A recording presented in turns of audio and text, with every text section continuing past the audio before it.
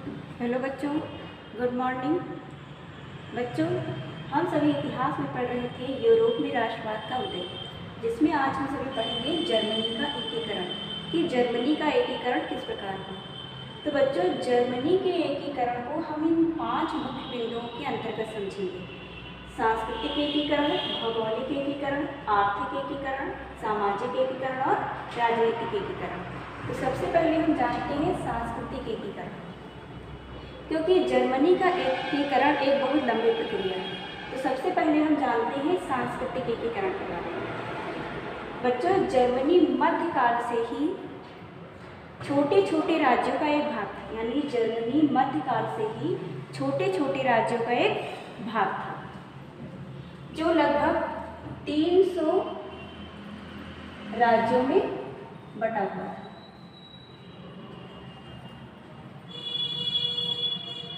और साम्राज्य विस्तार के चलते जो राजा थे वे एक दूसरे से युद्ध किया करते थे। ठीक है बच्चों, भाषा संस्कृति, यानी भाषा संस्कृति, इन सबसे ऊपर उठकर इन सब की एक राजनीतिक पहचान बन चुकी थी। यानी भाषा संस्कृति इन सब से ऊपर इनकी एक राजनीतिक पहचान बन चुकी थी। बच्चों, इनको समाप्त करने का काम किया पुनर्जागरण ने। किसने किया? पुनर्जागरण ने। अब पुनर्जागरण यानी रेनेसां, इससे क्या हुआ?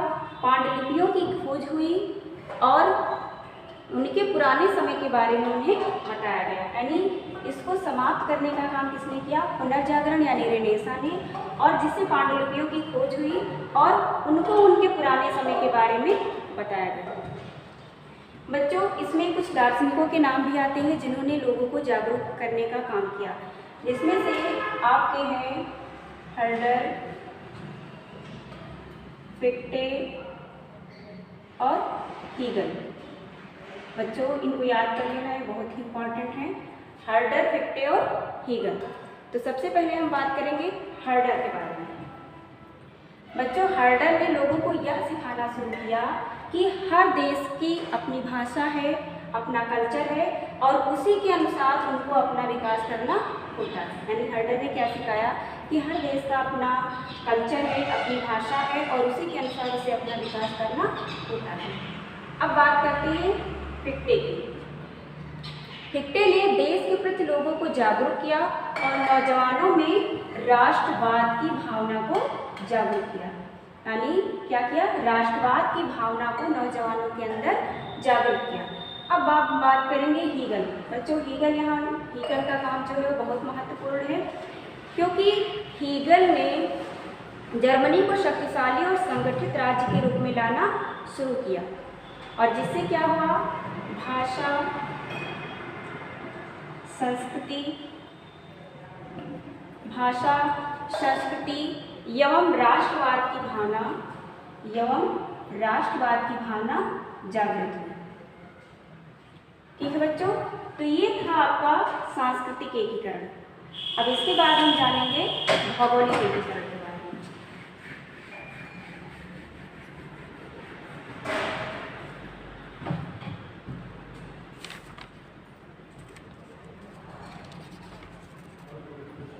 जानेंगे भौगोलिक एकीकरण के बारे में। बच्चों, जर्मनी 300 छोटे छोटे राज्यों का एक भाग था,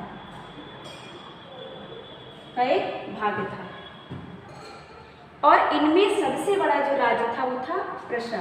यानी जर्मनी 300 छोटे छोटे राज्यों का एक भाग था और इसमें से जो सबसे बड़ा राज्य था वो कौन सा था? प्रशा, यानी ये सबसे बड़ा राज्य था। ठीक। अब नेपोलियन बोनापार्ट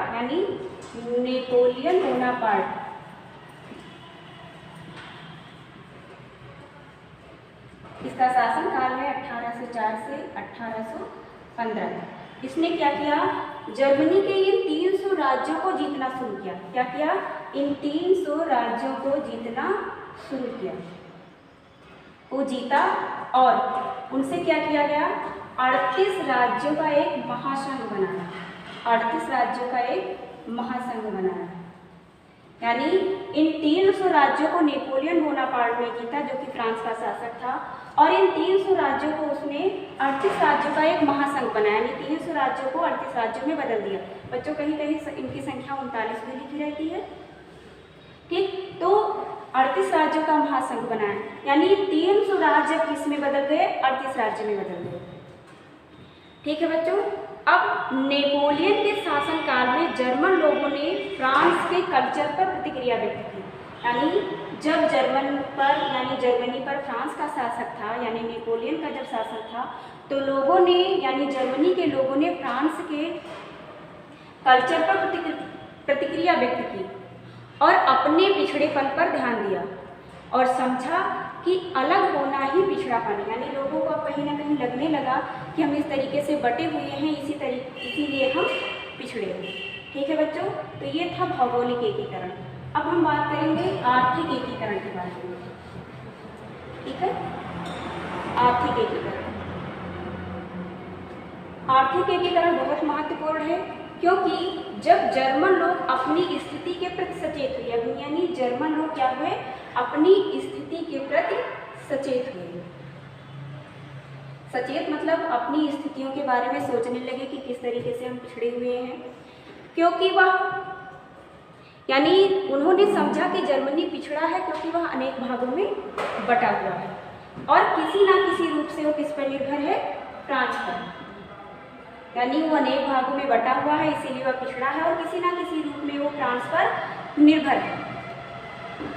और लोगों को लगा कि यह तो जर्मन का अपमान है और इसके लिए आर्थिक रूप से मजबूत होने के लिए 1838 ईस्वी में, कब, 1838 ईस्वी में ज़ोलबरीन, यानी ज़ोलबरीन नामक शुल्क संघ की स्थापना की गई।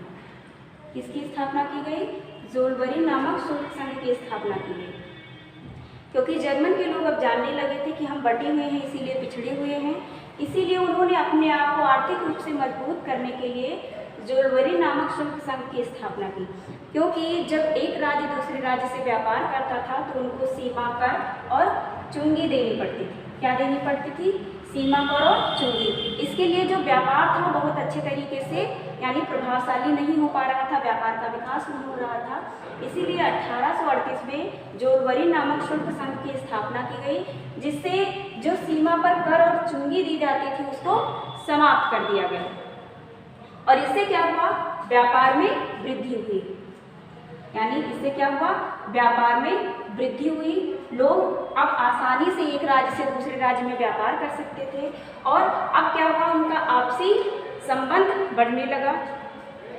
अब धीरे धीरे लोगों में क्या हुआ, एक मुद्रा की मांग बढ़ी। किसकी मांग बढ़ी, एक मुद्रा की मांग बढ़ी, क्योंकि हर क्षेत्र की अपनी अपनी मुद्रा थी, इसीलिए लोगों में एक मुद्रा की मांग उठने लगी और रेलवे का विकास हुआ ताकि यातायात और व्यापार को अधिक सुलभ बनाया जाए, यानी रेलवे का विकास हुआ, उद्योगों का विकास हुआ,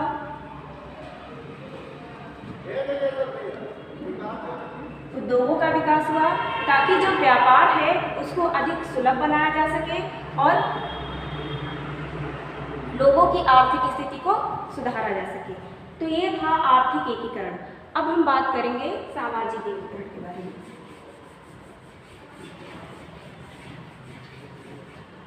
अब हम बात करेंगे सामाजिक एकीकरण के बारे में।